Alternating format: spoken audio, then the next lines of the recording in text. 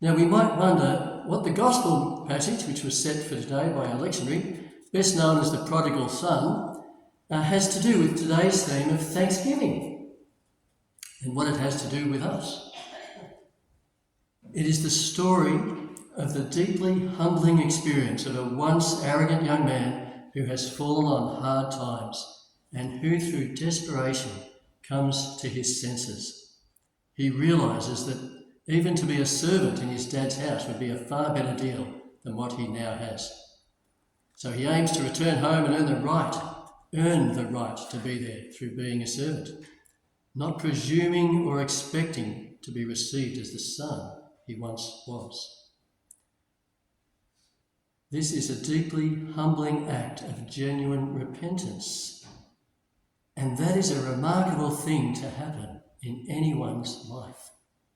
A wonderful thing. Have you ever experienced such a time yourself? Might that even be the point at which you are at this very moment? The act of thanksgiving is an acknowledgement that every good gift comes from God. Where else, indeed? And thanksgiving protects our hearts from ingratitude. And when you think about it, ingratitude is one of the most serious sins a person can commit, which might sound a strange thing to say.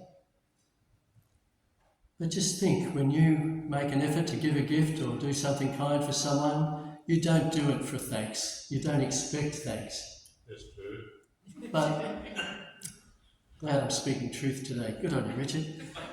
And but it's nice when it comes. And if it doesn't come, and repeatedly doesn't come, we start to feel a bit used, don't we? A bit taken for granted. Not that we're looking for brownie points, but as human beings, thanks expresses value, expresses worth of the other person. And it builds a mutual respect and a bond in relationship.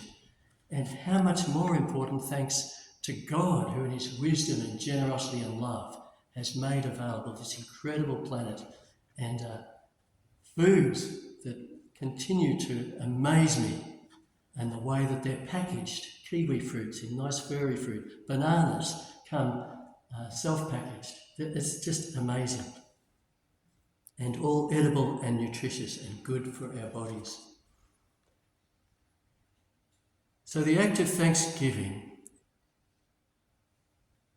is in itself like an act of repentance. It acknowledges a shift that is needed in our lives from thinking of ourselves as entitled and as self-sufficient to recognising our dependence on and need of God, our Creator and Sustainer. And this is the shift that occurred in the youngest son in the parable that Jesus told.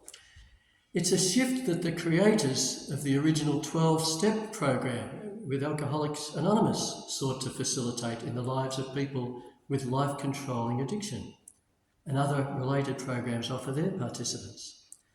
These programs, 12-step programs, work on the premise that the first step in a person's recovery is the frank acknowledgement that they have a life-controlling problem that they are helpless to overcome in themselves.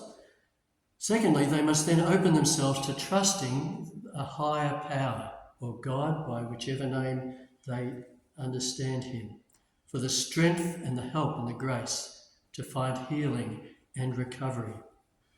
Each step in the program guides them to accepting responsibility for their actions, for their own behaviours, and to reconciling, where possible, with those who've been hurt by their actions and making restitution, where possible, for damage that's been done. Now, such steps mirror the gospel of Jesus, who calls us to acknowledge our sin and the self-serving nature within us in order to open ourselves to receive the love and forgiveness of God. I had a friend who went through the 12-step process with AA after years of alcoholism that destroyed his first marriage as well as his second, and brought much grief to his household and affected his business as well. Some years back, together we celebrated his 10th anniversary of being sober. And each year after that, he would remind me, 11 years now, 12 years, 13 years, without touching a drop of alcohol. But he didn't stop there. He dedicated himself to helping others as a mentor, both in AA and as a mentor to primary school children in the local school, serving in the local church or parish council and other ways, and generously giving his time, care, expertise and financial help to an informally adopted daughter who was a friend of his teenage girls and who herself was orphaned as a teenager. And I've watched him into her adulthood continue to help her as she struggled with her own addictions. He understood the truth that from those who have been given much, much will be required. It was from his humble gratitude to God for the change in his life he chose to spend the rest of his life giving back to others out of compassion. And likewise, we see a wonderful picture in this parable of the attitude of God to those who go off the rails. And it might surprise us, and certainly it surprised Jesus' listeners at the time. Consider the father and his grief initially at the arrogance and heartlessness of the son, virtually saying to him, "Dad, drop dead. I can't wait till you die. Pay up now what will be coming to me." And in a Middle Eastern context, this would be considered a disgrace on the family. And the village would have conducted a ceremony of smashing a clay pot to symbolise the death of that son to that family and that village. He could never show his face again. Yet we see this father graciously granting his request and dividing his property between both his sons. And then the father spends his time waiting. And the picture is of a father who is longing for the return of his lost son. And he sees him when he is still far off and runs to embrace him. A most uncharacteristic action from a dignified Middle Eastern patriarch of his family. Yet the cultural insight here is that he would have been protecting his son from facing the gauntlet of the incensed villagers who would be saying, "How dare you show your face here again?" and would have ran him out of town. The father spares the son from that in his love. And Rembrandt beautifully depicts the embrace of the father of the son. The father, by contrast, is overjoyed to see him and have him home again. The son is not even allowed to finish his prepared speech of repentance. He only gets part way through it when the father's, "Quick, put the robe on him, put the rings on his fingers and the bells on his toes, and he shall have music all the way to the party, and kill the fatted calf. Let's celebrate." What a wonderful experience. And I'm sure there's times when you felt that where there's been a strained relationship or you haven't spoken with someone for weeks or months or maybe even years, and finally someone gets the courage to make a phone call and open the door, build a bridge, maybe say sorry. And the joy when the person receives that and doesn't hang up the phone, and when the relationship starts being rebuilt again. Some of us may still be waiting for that to happen or to know what the right step might be to take.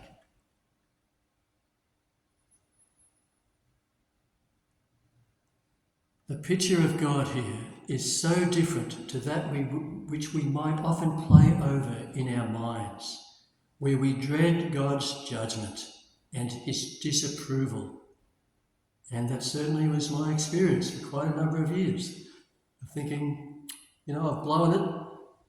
God's going to, not quite zap me, but he's not going to be too pleased, and somehow I'll have lost his favour, and I'm going to have to work hard to get into God's good books again. It doesn't work that way. That's the point of Jesus' parable.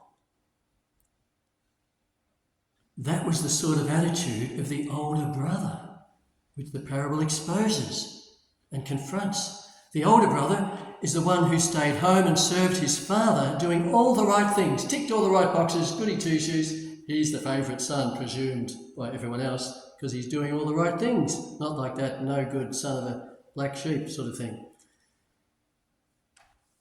Yet who is the lost son in this parable when you get to the end of it?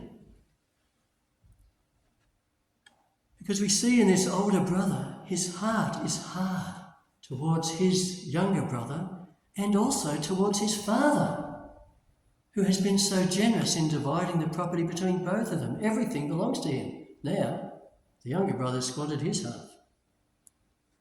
This older brother resents his dad's generosity, his dad's forgiveness, his dad's joy at having his son back. He doesn't share any of that.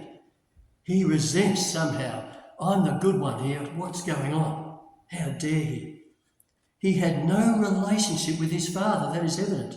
In fact, he says, ironically, that he's slaved away.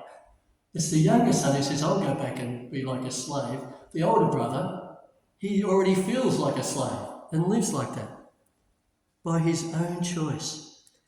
He represents the religious leaders of Jesus' day who were so critical of the company Jesus kept. Tax collectors, prostitutes, so-called sinners, all the people on the margins. Jesus hung out with them. They knew they needed him. The religious leaders resented the company Jesus kept. They looked down on them. Do we sometimes get caught up in hard-hearted, judgmental attitudes? And I confess that I certainly have, from time to time, more often than I dare to admit. On the other hand, are we willing to ask God, as the Father said to the Son, all you have to do is ask. It's all yours already. Are we willing to ask God for the desires of our hearts? Not like pressing a button on a vending machine and out it should pop, and if it doesn't, well, God, let me down. But asking God for a closer relationship with him, for wisdom, for a deeper understanding of the circumstances we might need to endure, for grace, for the challenges that we will all inevitably face in this world. And yes, for our needs. Give us this day our daily bread. It's okay to ask God. He cares, like a parent. Now, the story has an open ending. It concludes with the appeal of the father to the older brother to be reconciled to the prodigal, to his returned brother. And notice the contrast, where the older brother says, this son of yours, and the father responds, this brother of yours, and appeals to him to reconcile. This appeal includes the invitation to us, as later listeners to this parable, to recognise those we have hardened our heart toward, that they too are our brother, our sister, and to recognise that God longs for their return, which our forgiveness may even assist to bring about. God is head over heels in love with you, and he wants only our good. Are we willing to open our hearts to his appeal to forgive those who have hurt us in turn? Are we also willing to forgive God where he has not seemed to answer our prayers, long and earnest as they have been, and where God has not prevented or removed the pain we have been going through or still endure? There are many things we don't understand, aspects of this broken and sin-corrupted world, and things beyond anyone's control that leave us feeling bereft, angry, and even doubting God. God's response to our anger and our doubts is not to condemn us, nor to distance himself from us. His response is rather shown in his Son, Jesus. It is in Jesus that God the Father himself chose to become vulnerable to the suffering of this corrupt world. Jesus did not harden his heart or back away from the cross, nor harden his heart to those who put him there, but rather prayed for their forgiveness from the cross. It is through this incredible act of love and sacrifice that Jesus opened the way for us, like the prodigal, to return and be received back by the Father, regardless of how far we've gone, what we've done. The Father's limitless and loving embrace is available to us all, at all times. Jesus' desire for us is that our hearts might be set free from grief and despair, hurt and anger, and be reconciled to God and to one another. This morning, we will shortly celebrate Holy Communion.